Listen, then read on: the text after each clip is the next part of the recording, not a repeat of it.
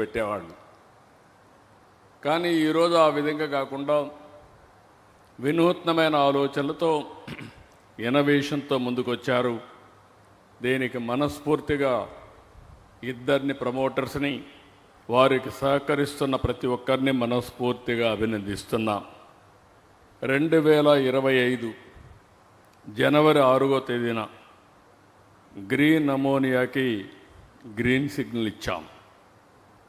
అయితే ఇప్పటికే దీన్ని ఒక స్థాయికి తీసుకొచ్చారు.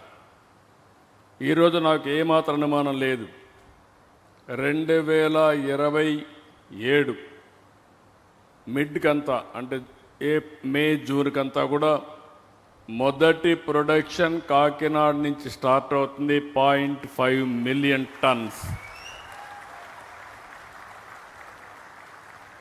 ఇది ఒక చరిత్ర. ఒకప్పుడు చరిత్ర రాస్తే ఎవరో చేస్తే మనం చూసేవాళ్ళం, కానీ ఈరోజు చరిత్ర తిరగరాయడంలో తెలుగువాడు ముందున్నాడంటే గర్వపడుతున్నా, సంతోషిస్తున్నా. నిన్నే ప్రధానమంత్రి నరేంద్ర మోడీ గారు, జర్మన్ ఛాన్సలర్ గారు MOU చేశారు.